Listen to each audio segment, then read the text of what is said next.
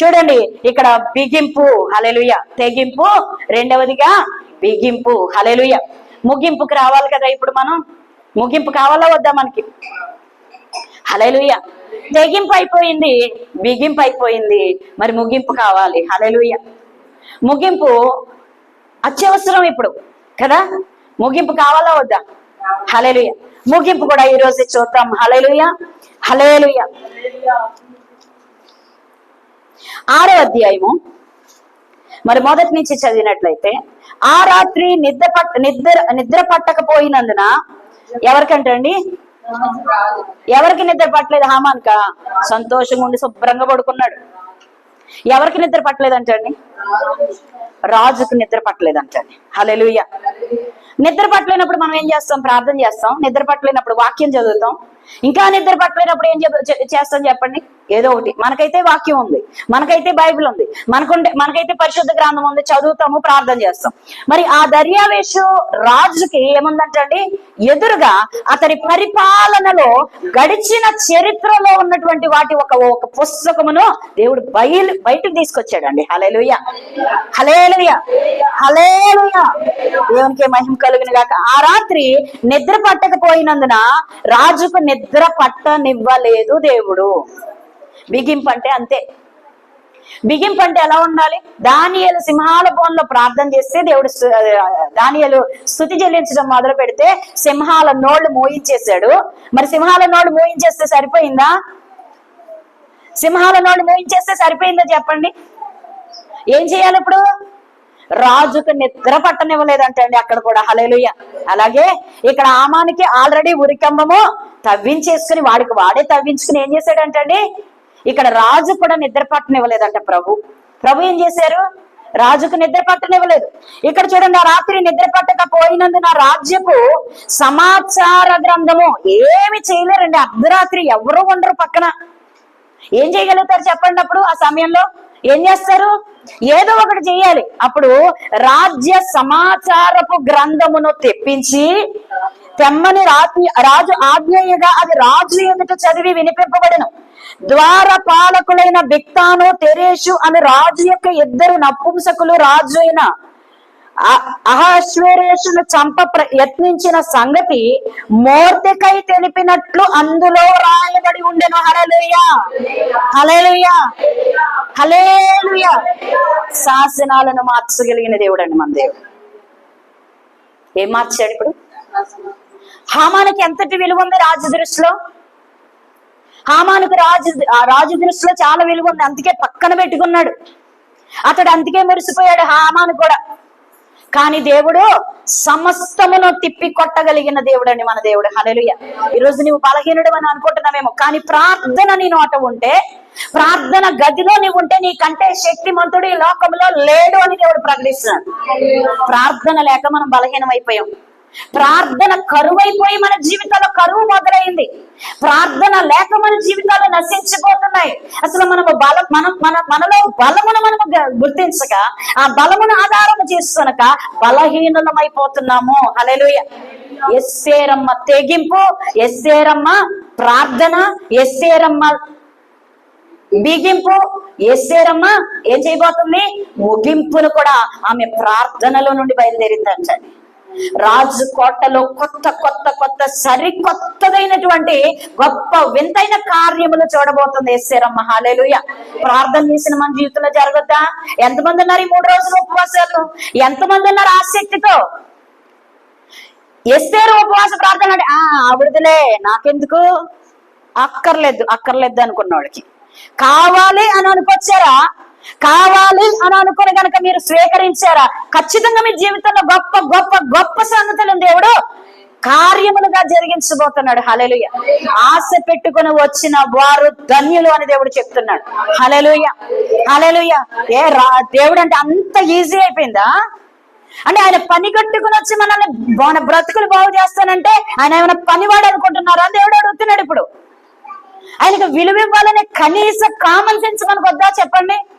విజ్ఞత ఉండి కదా భక్తి చేయాలి. ఇష్టానుసారమైన భక్తి, ఇష్టానుసారమైనటువంటి మన యొక్క మూఢ భక్తి దేవునికి అవసరం లేదు. నీ హృదయము మాత్రమే దేవుడు అడుగుతున్నాడు. నీ హృదయంలో చోటు అడుగుతున్నాడు. అది ఇవ్వలేనప్పుడు నీ భక్తి ఎవరికి? నీ భక్తి నీ జీవితానికి సరిపోదు. నీ భక్తి వల్ల నీ జీవితంలో గొప్ప మార్పులేమీ కనబడవు. అంత అంత అంత మాత్రమే, దానివల్ల ప్రయోజనం లేదు. హల్లెలూయా. మాట వినుట శ్రేష్టం అంటున్నాడు అండి దేవుడు.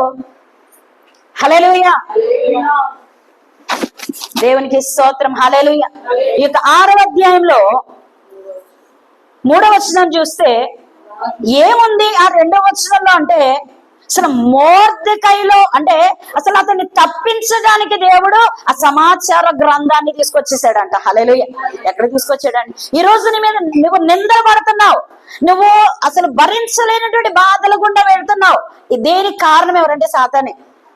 సాతాను అనుచరులైన, సాతానుకు తొత్తైనటువంటి ప్రజలు, నీ వారు అవ్వచ్చు, బయట వారు అవ్వచ్చు, స్నేహితులు అవ్వచ్చు, బంధువులు అవ్వచ్చు, ఎవరైనా కావచ్చు, కానీ వారు సాతానుకు సొత్తులుగా ఉన్నారు, సాతానుకు తొత్తులుగా ఉన్నారు. అవునా కాదా?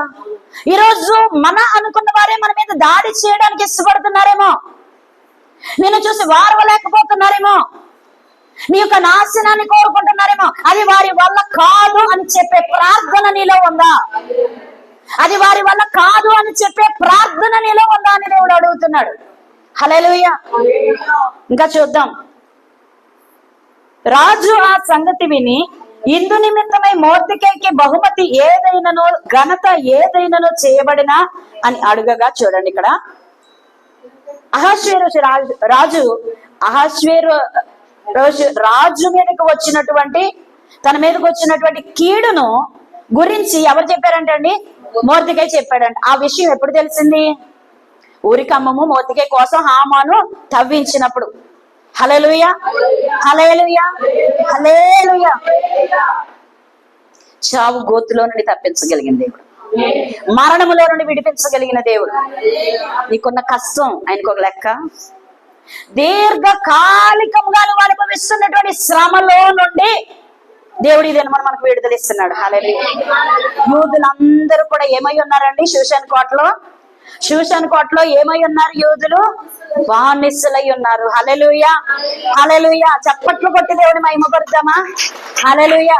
షూషన్ కోటలో, ఆ యొక్క దేశంలో, అహష్వేరోషు ఏలుబడిలో ఈ యొక్క యూదులందరూ కూడా ఏమై ఉన్నారు అని అంటే దాసీలై ఉన్నారు.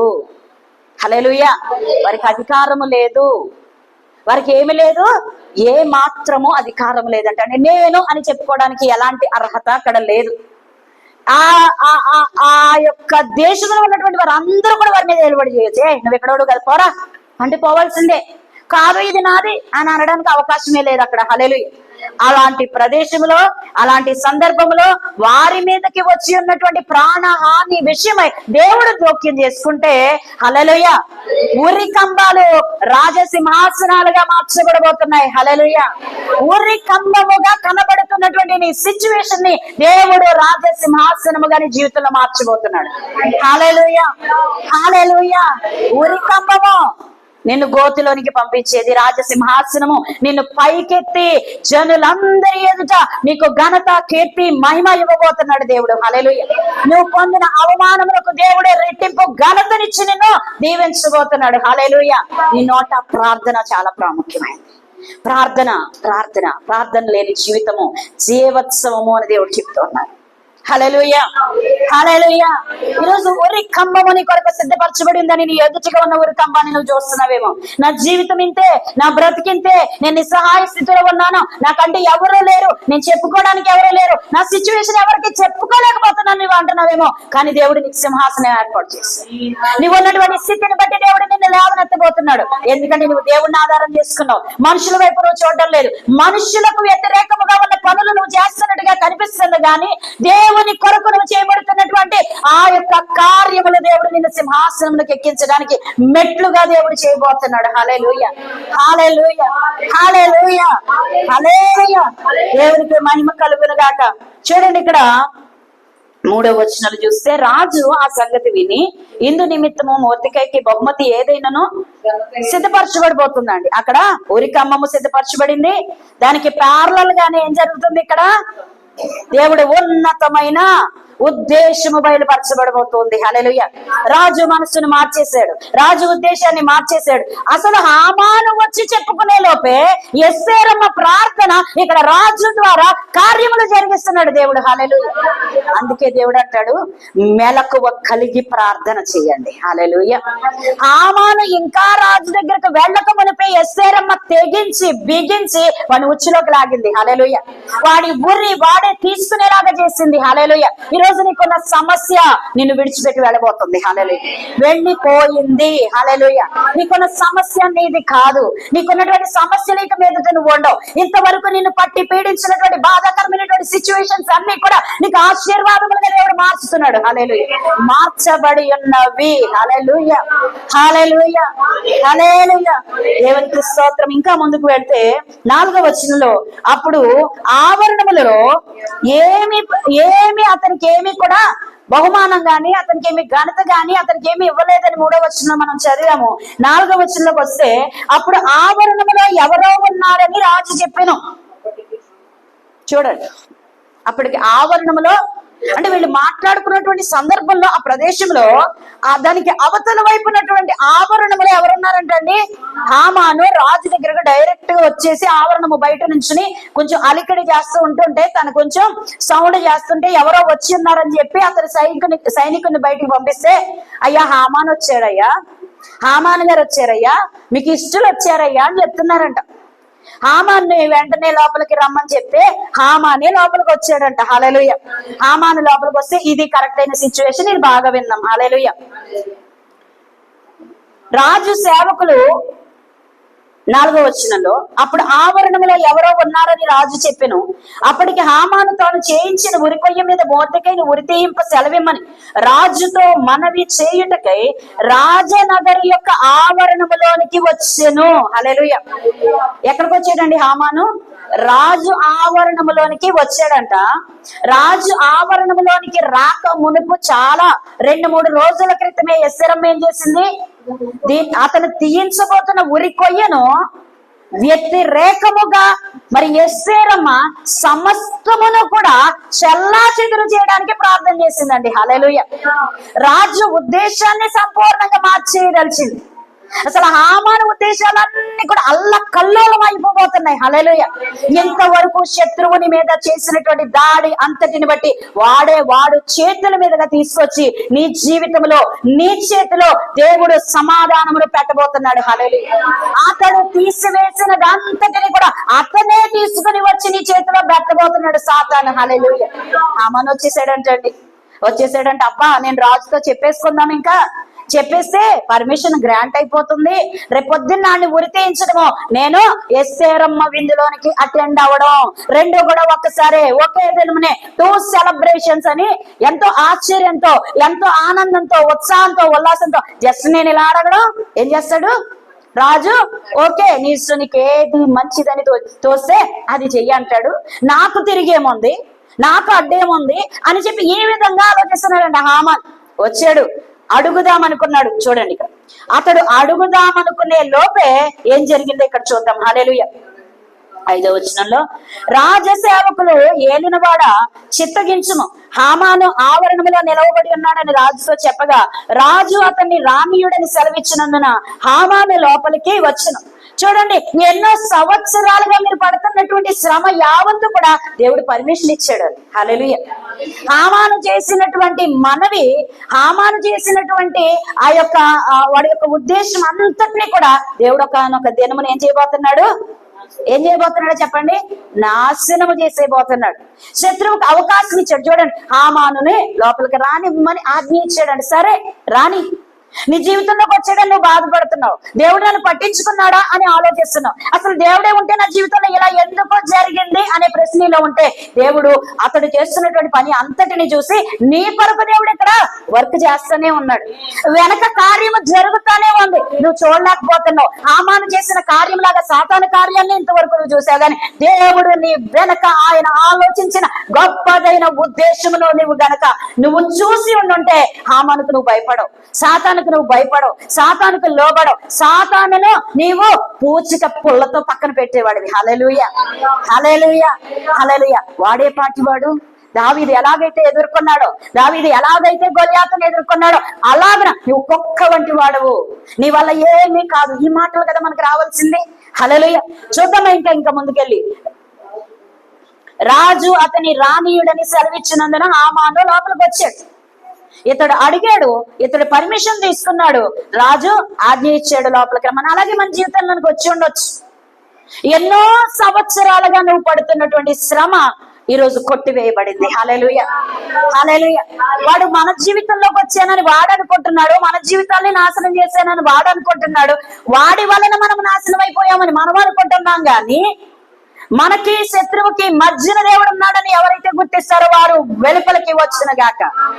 వారు శత్రువుకి దేవుని పిల్లలకి మధ్య ఉన్నటువంటి దేవుణ్ణి ఎవరైతే చూడగలుగుతారో వారు ఆయన వెలుగులోనికి ప్రవేశించుదురుగాక. హల్లెలూయా, హల్లెలూయా.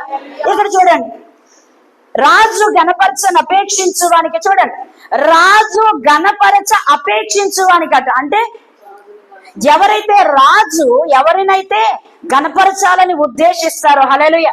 ఇక్కడ ప్రభువు కూడా ఒక మాట చెప్తున్నారు. ఏంటో మాట అంటే, నన్ను గణపరచు వారిని నేను గణపరుస్తాను, నన్ను గణపరచు వారిని నేను గణపరుస్తాను. ఆ రాజు ప్రాణాపాయ స్థితిలో ఉండగా దొండగులు అతన్ని చంపాలను, దొండగులు అతని మీద దాడి చేయాలని ఆలోచిస్తుంటుండగా ఎవరు వెళ్ళి అతన్ని కాపాడారండి? ఆ విషయం ఎవరు తెలియజేశారు? మొర్దెకై. హల్లెలూయా. అతనిని సేవ్ చేసినప్పుడు అతడు ఇతనిని సేవ్ చేయలేడా?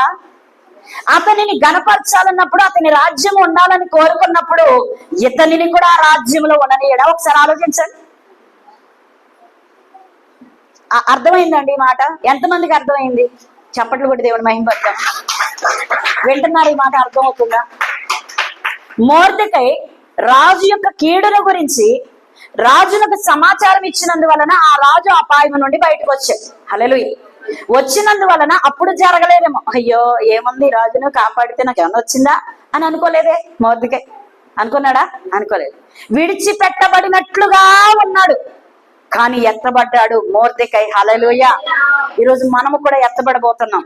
ఈరోజు మనము కూడా దేవుడు మనల్ని ఎత్తి చూపించబోతున్నాడు. హల్లెలూయా. లోకం అంతటి మీద నిన్ను అధికారిగా దేవుడు నిలబెట్టబోతున్నాడు. హల్లెలూయా, హల్లెలూయా. దేవునికి మహిమ కలుగును గాక. చూడండి, ఇక్కడ మొర్దెకై చూడండి, రాజు అతనిని పైన చూస్తే, రాజు గణపరచని అపేక్షించడానికి ఏమి చేయవలనని రాజు అతన్ని అడగగా, హామాను నన్ను గాక మరి ఎవరిని రాజు గణపరచని అపేక్షించునని తనలో తాను అనుకొని, ఎప్పుడు తనలో తాను అనుకోవడమే చాలు, ఇంకెవ్వరిది అక్కర్లేదు. ఇంకా తనలో తాను ఏం చేస్తున్నాడు చెప్పండి? అనుకోవడంలోనే ఉన్నాడు. ఎస్తేరమ్మ కార్యాలు చేసేస్తుంది. ఇక్కడ ఆమె అనుకోవట్లేదు, దేవుడు అనుకునేలాగా ప్రార్థన చేసిందంట. హల్లెలూయా. సాతాను బలహీనుడు, తనలో తానే ఆలోచిస్తాడు, మూర్ఖంగా ఆలోచిస్తాడు, జ్ఞానయుక్తమైన ఆలోచన అతడు తీసుకోడు గనక అతడు ఎప్పుడూ ఫెయిల్ అవుతాడు. మనం ఎప్పుడూ ఎక్కడున్నామండి? దేవుని చేతిలోనే ఉండాలి. హల్లెలూయా. ప్రార్థనలోనే ఉండాలి. ఇంకొక మాట మనం ముందుకు వెళ్దాం. మత్తయి సువార్త, మత్తయి సువార్త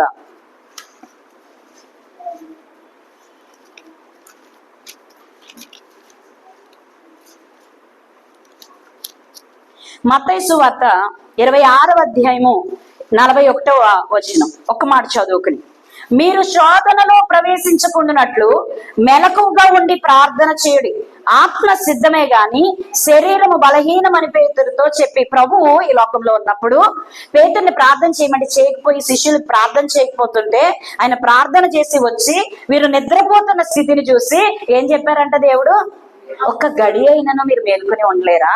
అసలు మెలకువ కలిగి ప్రార్థన చేయాలన్నా బాబు మీరు? అసలు నేను చెప్తుంటే మీకు అర్థం కావట్లేదు. అసలు పరిశుద్ధాత్మతో నింపబడిన నాకే ఏమవసరమో ప్రభుకే అసలు ప్రార్థన అవసరమై ఉంటే, పరిశుద్ధాత్ముడు ఉన్నప్పుడే మనం ప్రార్థన చేయగలుగుతామండి, లేదంటే చేయలేం. ప్రార్థన చేయలేకపోతున్నామంటే పరిశుద్ధాత్మను దూరపరుచుకుంటున్నాం, అది గుర్తించండి. పరిశుద్ధాత్మ మనలో ఉంటే మనం ఏం చేస్తామంట?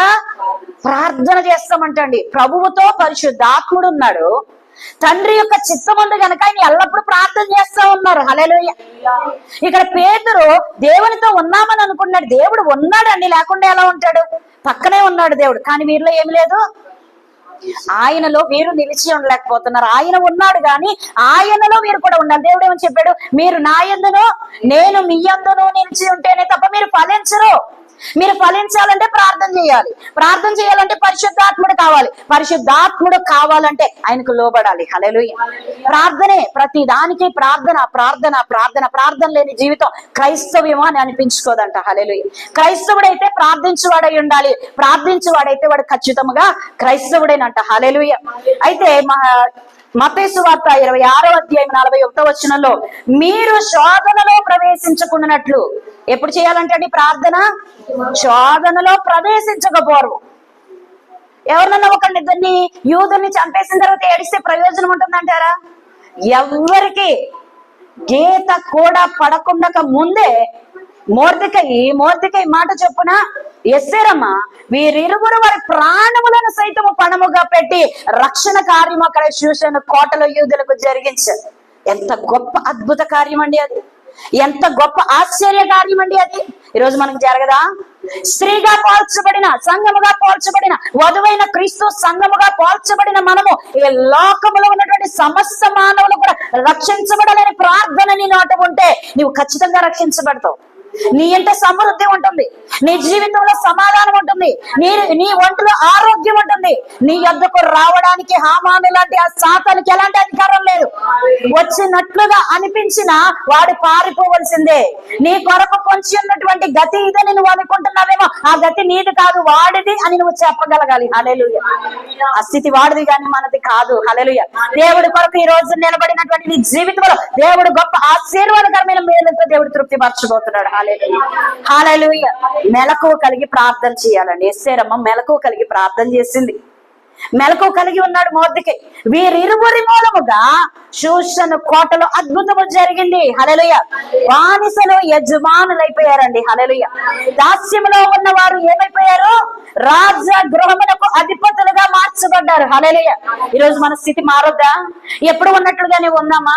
దాస్యం అనే కాడి క్రింద ఉండటానికి కాదు, చిక్కులు పెట్టు పాపమునకు నువ్వు లోబడాలని కాదు దేవుడు నిన్ను నన్ను పిలిచింది. ఆ పాపమునకు మరి దేవుడు నిన్ను ఆ పాపములో నుండి విడిపించి పరిశుద్ధ గ్రంథమందు ఆయన యొక్క పరిశుద్ధ గ్రంథమందు నీ పేరును లిఖించాలని ఆయన ఆశపడుతున్నాడు. హల్లెలూయా.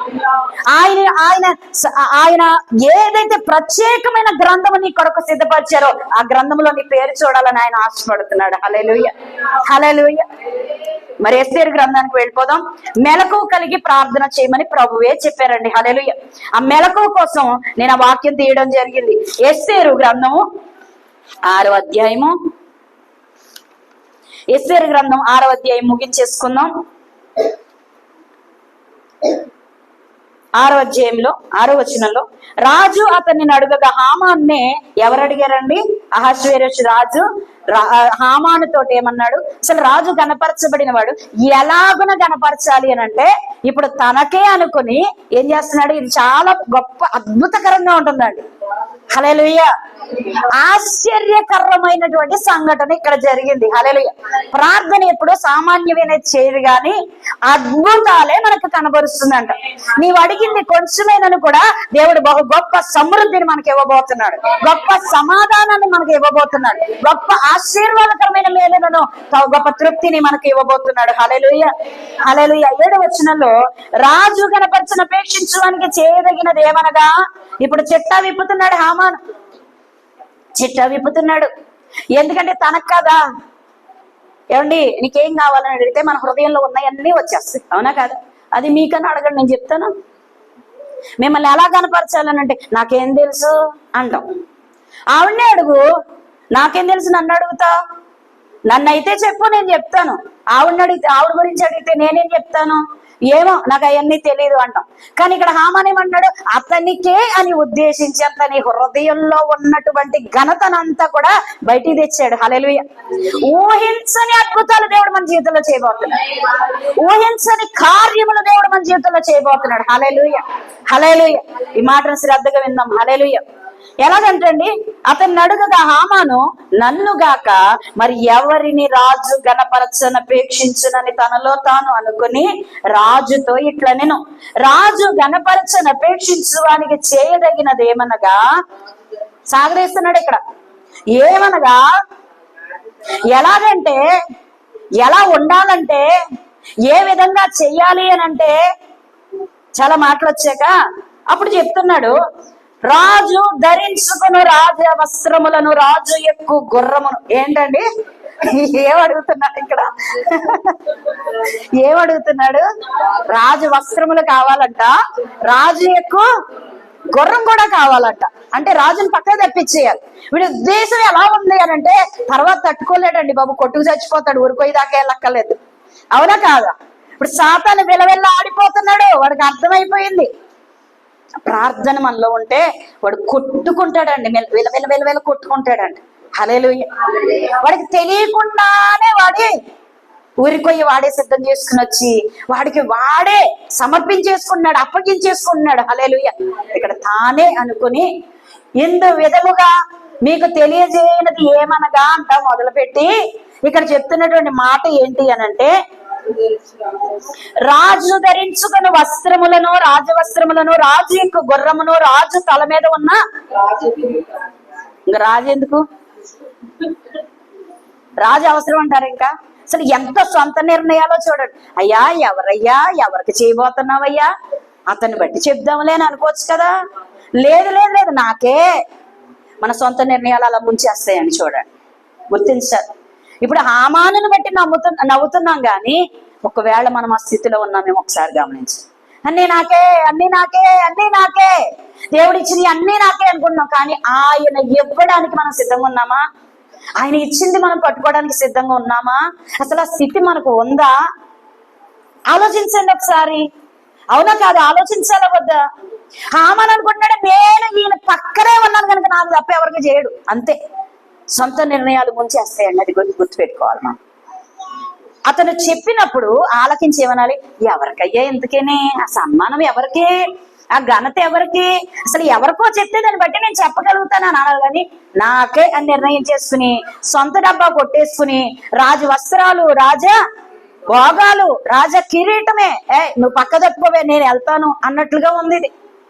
అసలు నువ్వు పక్క తప్పుకో, నువ్వెవరో అడిగినట్లుగా లేదా అక్కడ? చెప్పండి ఒకసారి, అవునా కాదా? ఎవరు అసలు నువ్వు ఇక్కడ ఉన్నావు? అసలు గణపరచబోయే వ్యక్తి యొక్క సమస్తమును కూడా దోచుకోవాలని చూస్తున్నాడు. ఇక్కడ సమస్తము దొంగిలించాలని చూస్తున్నాడు. దొంగిలించడానికి, హత్య చేయడానికి, ఇంకేం చేస్తాడండి? నాశనం చేయడానికి. రాజు ఏదో గణపరచాలనుకున్నా కూడా హామాను ఏమనుకుంటున్నాడు? తన ఉద్దేశంలో గణపరచాలనుకున్న ఏమన్నాడు? రాజు అన్ని దోచేసుకుందాం అనుకుంటున్నాడు. స్వార్థం, కేవలం స్వార్థం, స్వార్థపూరితమైనటువంటి హృదయము. ఎల్లప్పుడూ స్వార్థపూరితమైన మనిషి హృదయం అని దేవుడు చెప్పలేదా?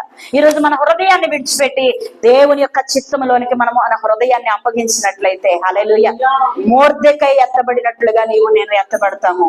హామాను పారిపోయినట్లుగా, హామాను చనిపోయినట్లుగా సాతాను క్రియలు మన జీవితంలో నుండి వెళ్ళిపోబోతున్నాయి. హల్లెలూయా, హల్లెలూయా. రాజు వస్త్రములను, రాజు యొక్క గుర్రమును, రాజు తన తల మీద ఉంచుకున్న రాజ కిరీటమును ఒకడు తీసుకొని రాగా, ఎలాగ రావాలంటే అవన్నీ అసలు ఎంత అద్భుతంగా వర్ణిస్తున్నాడంటే, తన ఘనతను ఊహించుకుంటా ఇలా చేస్తే బాగుండు అనుకుంటా ఒకడు తీసుకుని రావాలంటే అతని ఎదుటికి రాజభోగములతో, రాజ పట్టు వస్త్రాలతో, తీసుకొచ్చేవాడు కూడా పట్టు వస్త్రాల మీద రావాలి, సన్మానంతో రావాలి. ఇతన్ని గణపరిచేవాడు కూడా సన్మానంతో రావాలి.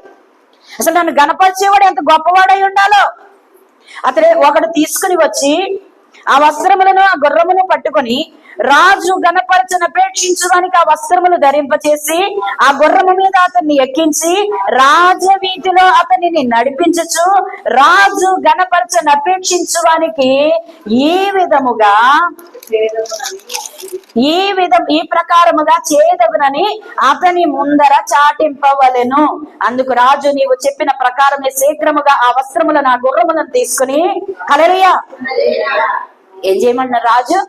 కరెక్ట్, నువ్వు చెప్పింది అదే చేద్దాం. హామాను ఇప్పుడు చెయ్యి. శీఘ్రముగా వస్త్రములను, గుర్రములను తీసుకుని రాజు గుమ్మమునకు కూర్చుని ఉన్న యోధుడైన మొర్దెకైకి అలాగుననే చేయను. ఫినిష్ అయిపోయింది. అయిపోయిందా లేదా? ఇంకా ఏమన్నా ఉందంటారా? అక్కడే కుప్పకూలిపోయి ఉంటాడు. ఎవరు? సాతాను ఈ రోజు మన మధ్య కుప్పకూలిపోయాడని అనుకుంటున్నాం. సిద్ధమండి, మన జీవితాలు అందుకు సిద్ధంగా లేకపోయి ఉండొచ్చు. అంత తగినటువంటి ప్రార్థన మరి మన సంగతులు మరి చేశారో లేదో నాకు తెలియదు, కానీ ఈరోజు ప్రభువు మీద దృష్టి పెట్టాలి. ఈరోజు ప్రభువు ఇచ్చు బహుమానము నిమిత్తము అణుకువతో మెలకువతో లోబడి పొందుకోవడానికి ఇష్టపడాలి. గర్వమును విడిచిపెట్టాలి. గర్వము మనల్ని నాశనానికి నడిపిస్తున్నట్టు. సో దేవుడి సన్నిధికి వచ్చి వినయం లేకుండా, విధేయత లేకుండా, ఇష్టానుసారంగా ఎందుకు ప్రవర్తిస్తారో తెలియదు. అది చాలా ప్రమాదం, చాలా ప్రమాదకరమైంది. గర్వము అన్నిటికంటే బహు ఘోరమైన వ్యాధి. హల్లెలూయా. ఆ గర్వమే గొప్ప స్థితిలో ఉన్న సాతాన్ని భూమి మీదకి నెట్టివేసింది. హల్లెలూయా. ఈరోజు మన జీవితాన్ని వెలిగించుకోవాలంటే ప్రభు యొద్ద మనము ఎల్లప్పుడూ కూడా స్థిరపడి ఉండాలి. హల్లెలూయా. అయితే ఇంకా చూస్తే ఎస్తేరు గ్రంథం 7వ అధ్యాయము మరి 11వ వచనంలో చూస్తే, ఆ ప్రకారమే హామాను ఆ వస్త్రములను చూడండి ఎవరు తీసుకొస్తున్నారు ఇక్కడ. ఇప్పుడు గట్టిగా చదువుదాం అందరం కూడా, ఆశించిన వాళ్ళందరూ కూడా గట్టిగా చదువుదామా? ఆ ప్రకారమే హామాను ఆ వస్త్రములను ఆ గుర్రమును తీసుకొని మొర్దెకైకి ఆ వస్త్రములను ధరింపచేసి ఆ గుర్రము మీద అతన్ని ఎక్కించి రాజవీధిలో అతనిని నడిపించుచు రాజు గణపరచనపేక్షించు వానికి ప్రకారము చేయదగునని అతని ముందర చాటించిన. ఎవరు చాటించవలసి వచ్చింది? ఎవరైతే ఇన్నాళ్ళ నుంచి నిన్ను ఇబ్బంది పెడుతున్నారో వాళ్ళే నువ్వు గొప్పదానమని లోకమంతటి ఎదుట ఒప్పుకుంటారంటండి. హల్లెలూయా, హల్లెలూయా. దేవునికి మహిమ కలుగును గాక. హల్లెలూయా. మరి ఇంకా మనం ముందుకు వెళ్ళినట్లయితే ముగించేసుకుందాం. తర్వాత మొర్దెకై రాజు గుమ్మమునొద్దకు వచ్చెను. అయితే హామాను తల కప్పుకుని, ఎవరిదైందండి ఇప్పుడు ఏడుపు? బూడిద పోసుకున్నటువంటి మొర్దెకై రాజవస్త్రములతో లేచాడు. రాజవస్త్రములతో ఉన్నటువంటి హామాను ధూళి మీద పోసుకోవలసి వచ్చింది.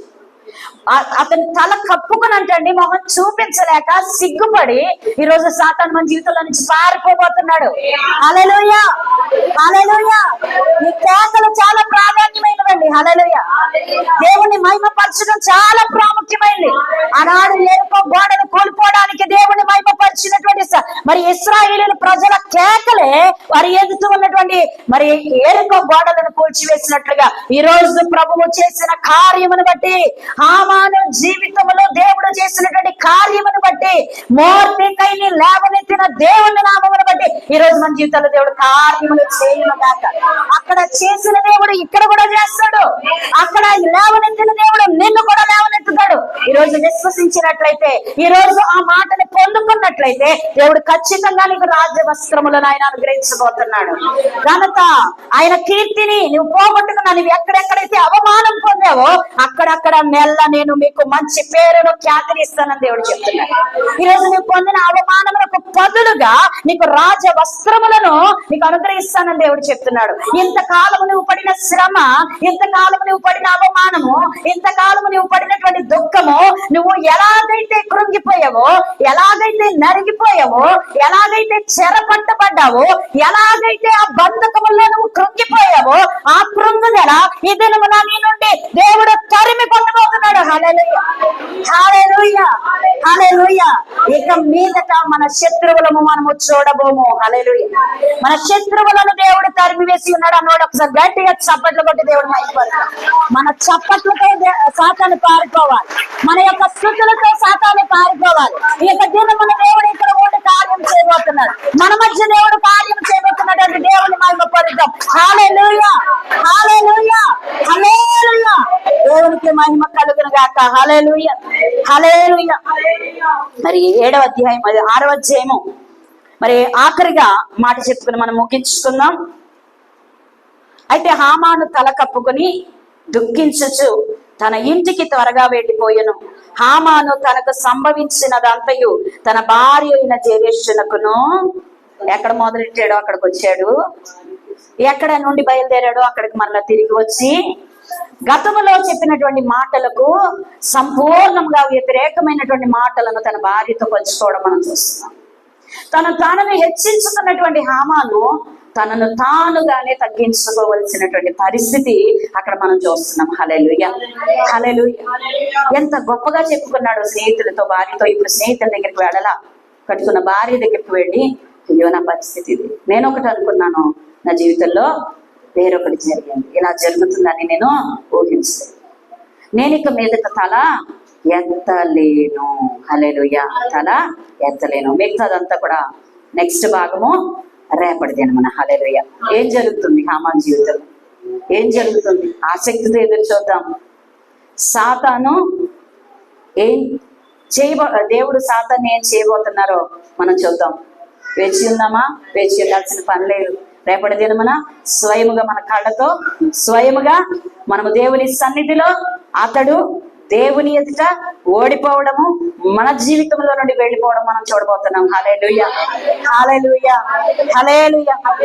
తనకు సంభవించినదంతయు తన భార్య అయిన జెరెషునకు తన స్నేహితులకు అందరికీ తెలుపగా, అతని యొద్దనున్న జ్ఞానులను అతని భార్య అయిన జెరెషును ఎవని చేత నీకు అధికార నష్టము కలుగుచున్నదో ఆ మొర్దెకై యూదుల వంశపు వాడైన ఎడల అతని మీద నీకు జయము కలుగును.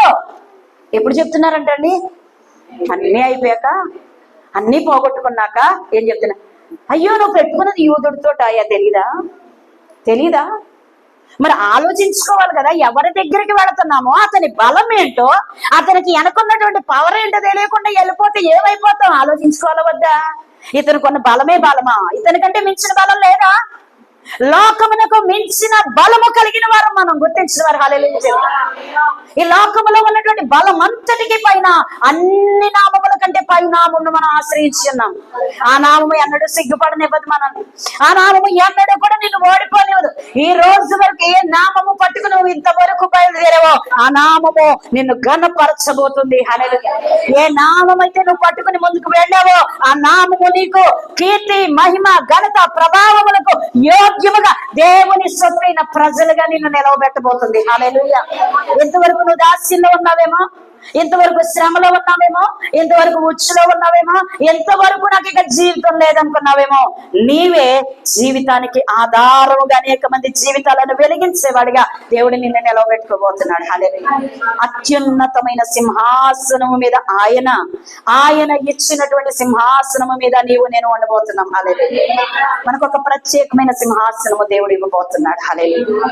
అటువంటి సింహాసనం మీదకి మనం వెళ్ళాలి అంటే ఆయన ఘనపరచబడాలి, మనము తగ్గాలి. ఆయనను ఘనపరచుట మనము నేర్చుకోవాలి. ఆయన ఎదుట తగ్గి ప్రార్థించుట నేర్చుకోవాలి. ఆయన ఎదుట మనం ఏమై ఉన్నామో తెలుసుకుని ఆయనను ఘనపరచాలి. హల్లెలూయా. ఆయన ఎల్లప్పుడూ మహిమ, ఘనత, ప్రభావములకు అర్హుడు అంటండి. హల్లెలూయా. బహు శ్రేష్ఠుడంట, అతి ప్రియుడంట. హల్లెలూయా. అతడు నావాడు అనుకున్నవాడు సిగ్గుపరచబడలేదు. అతడు నావాడు అని ఎవరైతే అని అనుకుంటారో మరి అన్నడూ సిగ్గుపరచబడరు. హల్లెలూయా, హల్లెలూయా, హల్లెలూయా. దేవుని నామమునకే మహిమ కలుగును గాక. దేవుడు ఇంతవరకు నడిపించినటువంటి వాక్య భాగంలో నుండి నేను బలపరచబడ్డాను, నేను విడుదల పొందాను, శాశ్వతమైన బహుమానమును దేవుడు నాకు ఇచ్చి ఉన్నాడు. నేను నమ్మిన వారు గట్టిగా చప్పట్లు కొట్టి దేవుడు నామాన్ని బలపరుద్దాం. హల్లెలూయా, హల్లెలూయా, హల్లెలూయా.